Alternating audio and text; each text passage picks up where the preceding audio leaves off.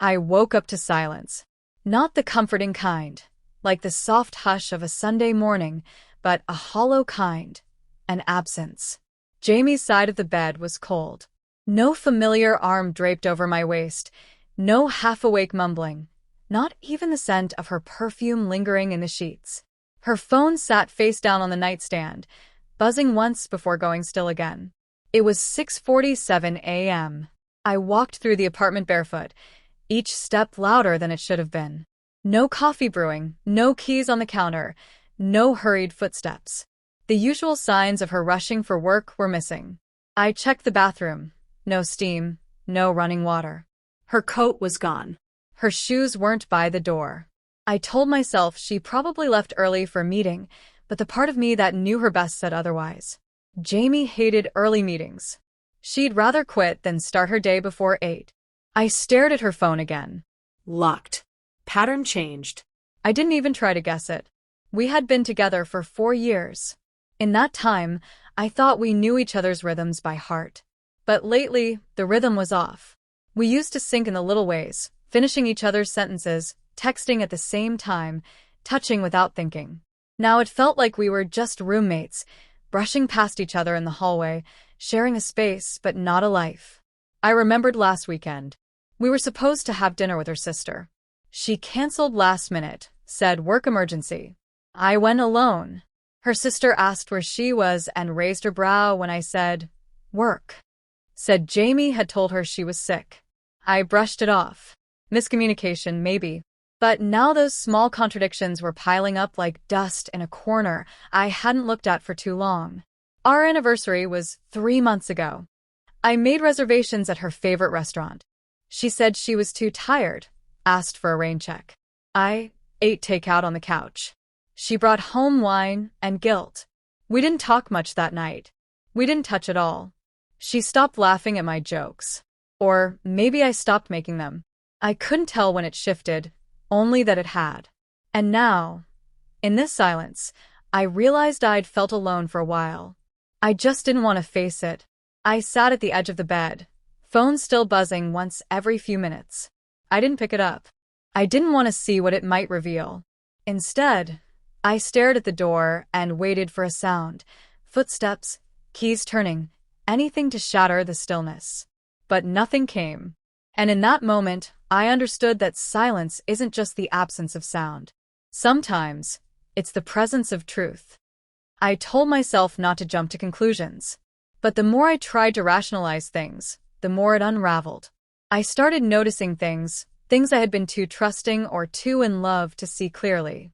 Jamie used to leave her phone on the coffee table, unattended, even when friends texted her. Lately, it was always face down, always in her pocket, even when we were just watching a movie. She'd start texting, laugh quietly, then stop the moment I looked over. Said it was nothing. I believed her. There was one night, about 2 weeks ago, when she said she was at a work dinner. Her location was still shared on our phones. I hadn't turned it off, and neither had she. She was downtown, but the office was in the opposite direction. I stared at the map, confused, heart pounding, until the stopped moving at some boutique hotel. I waited an hour, then texted, "How's dinner?" She replied, "Almost over, so boring." I didn't say anything then. I told myself maybe it was a client event. Maybe she had a good reason. A few days later, I found a receipt in her jacket pocket, champagne and dessert, 2 people.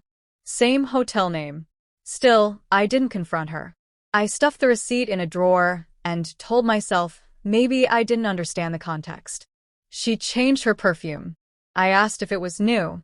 She said she wanted to try something fresh. But it didn't smell like her. It smelled like she was trying to be someone else.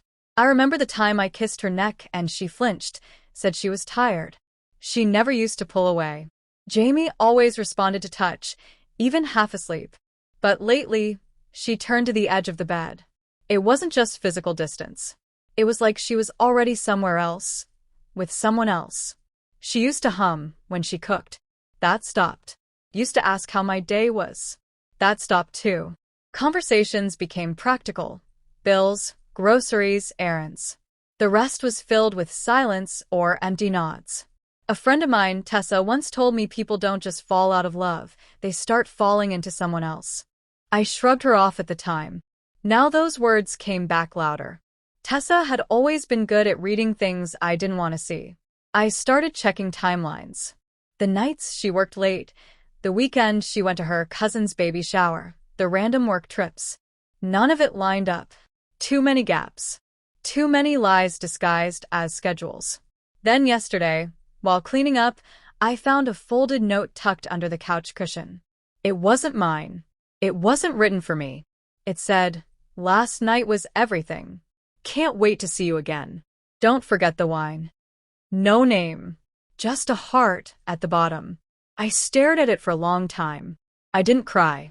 I didn't yell. I just felt something in me go still, like a door slowly closing. She thought I hadn't noticed, but I did. I just didn't want to admit it. I didn't wait for her to explain.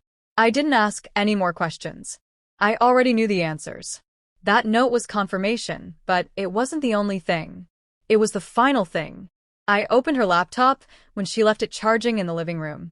She never used to keep it locked, and this time she didn't either. Maybe she didn't think I'd look. There were emails. One thread stood out, buried under a folder named Work Docs. The subject lines were vague, nothing obvious. But inside, it was clear. They had a history. Months of messages. First flirty, then intimate. Full of inside jokes, memories, secret weekend plans. He called her J. She called him M. They talked about missing each other, about nights they'd spent together when I thought she was at work. One email had a photo. A mirror selfie. She was in that black dress she told me she hadn't worn in a year. She said it didn't fit anymore. It fit just fine. I kept scrolling. Messages about the hotel downtown. One even mentioned me. She said, "He's starting to notice. I can't keep lying forever." And still she did. I closed the laptop. My hands were steady. I didn't feel shock anymore. Just a strange calm, like I'd stepped outside my own life and was watching it from a distance. I didn't want to scream. I didn't want to cry. I just wanted her to come home, so I could look her in the eye one more time and see if she'd try to lie to my face again. She walked in just after 7, casual, keys in one hand, phone in the other. She looked surprised to see me sitting there. Not scared. Just caught. She said, "Hey," like nothing was wrong. I said nothing. Just handed her the note I'd found. Watched her face change. A flicker of guilt, then steel. She didn't deny it. "I didn't mean for this to happen," she said. "It just got complicated." I asked, "Are you in love with him?" She didn't answer right away. That silence said enough. "I didn't plan to hurt you," she added, voice soft. Like that mattered now. I asked how long. She said 6 months. Maybe more. I nodded. Not out of acceptance, just understanding the scale of it. The number of times I kissed her while she was thinking of someone else. The nights I waited for her to come home when she was never planning to. She asked what I wanted to do now. I didn't know. Not then. All I knew was that I couldn't unsee it. Couldn't unknow it. She didn't ask for forgiveness. Maybe she knew better. Maybe she didn't want it. I looked at her and felt something die. Not just love. Trust. Respect. All of it. Burned out in seconds. She went to bed in the guest room.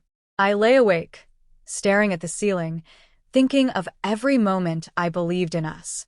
That version of my life ended quietly. No explosion. No breakdown. Just the truth. She left the next morning without saying much.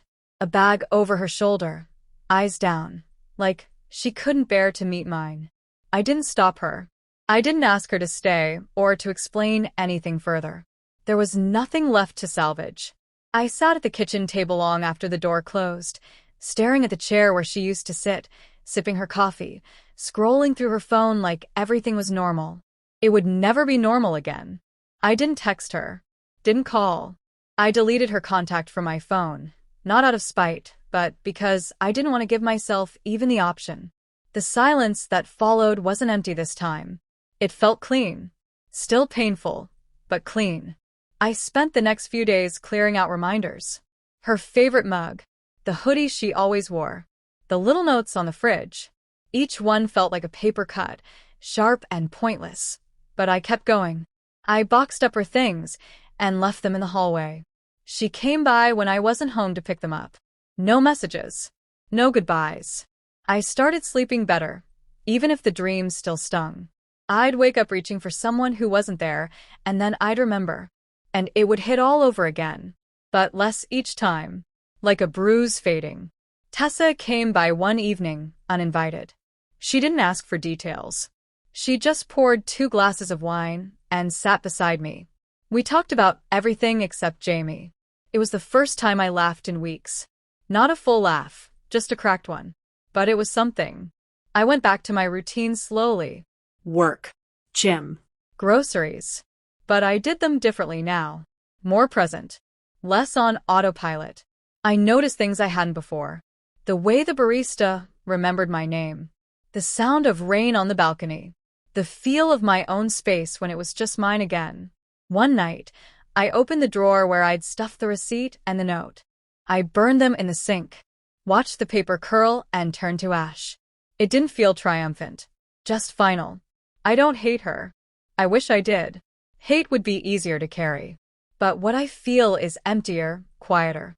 It's acceptance. Not of what she did, but of what I let myself believe for too long. I used to think love could fix anything if you just tried hard enough.